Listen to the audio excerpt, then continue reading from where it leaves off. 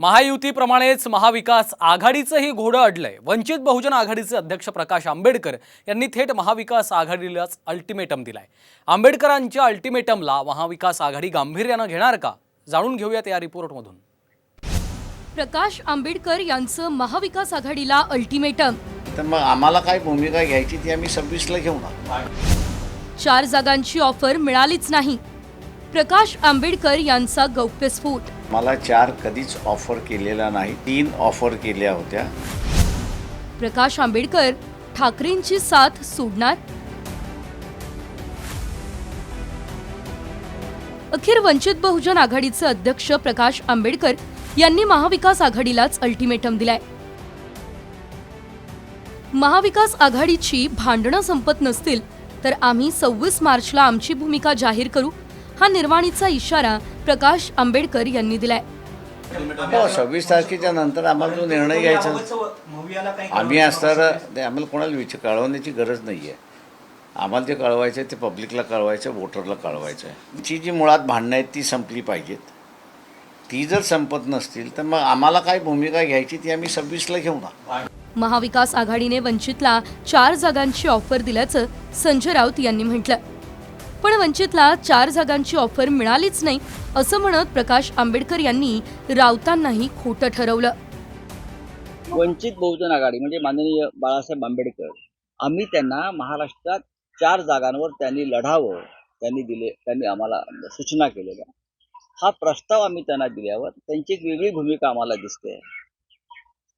तो प्रस्ताव जर त्यांनी मान्य केला असता तर नक्कीच आम्हाला आनंद झाला असता। की आम्हाला 4 कधीच ऑफर केलेला नाहीत, 3 ऑफर केल्या होत्या।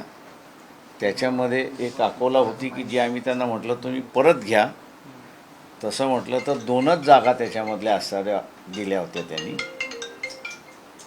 त्याच्यामुळे म्हणून म्हटलं की आम्ही जे म्हणतोय ते कॅरी करण्याच्या ऐवजी संजय जे म्हणतात ते फार मोठ्या प्रमाणात कॅरी केलं जाते, अशी असणारी परिस्थिती आहे। एकीकडे वंचित ठाकरेंसोबतच इंडिया आघाडीला रामराम करण्याची चिन्ह आहे, पण वंचितने कोल्हापुरात शाहू महाराज यांना पाठिंबा दिला, त्यामुळे अजूनही चर्चेला वाव आल्याचं दिसतंय। प्रकाश आंबेडकर यांनी पाठिंबा दिल्यानं शाहू महाराजांनी देखील त्यांचे आभार मानले। की पक्षाच्या वतीने त्यांना पूर्णपणे आमचा असणारा पाठिंबा आहे। त्यांना निवडून आणण्याच्या दृष्टिकोनातून जे जे प्रयत्न करावे लागतील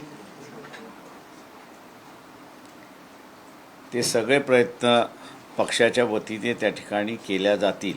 ॲडव्होकेट प्रकाशराव आंबेडकरांनी मला इथं पाठिंबा दिलेला आहे आणि त्याच्याबद्दल मी त्यांचा अत्यंत आभारी आहे। बाबासाहेब आंबेडकरांचं आणि शाहू महाराजांचा संबंध हा किती जिव्हाळ्याचा होता हे सगळ्यांनाच माहीत आहे आणि हा दृष्टिकोन ठेवूनच त्यांनी हा पाठिंबा दिला असेल असं मला वाटतं। वंचित आघाडीसोबत न आल्यास महाविकास आघाडीला मतांचा मोठा फटका बसणार आहे, पण प्रकाश आंबेडकर यांच्या सतत बदलत्या भूमिकेमुळेही महाविकास आघाडीतील पक्षांची तितकीच अडचण होतीये। आता प्रकाश आंबेडकर यांच्या अल्टिमेटमला महाविकास आघाडी गांभीर्यानं घेणार का, हे पाहणं महत्त्वाचं ठरेल। ब्युरो रिपोर्ट, साम टीव्ही न्यूज, मुंबई।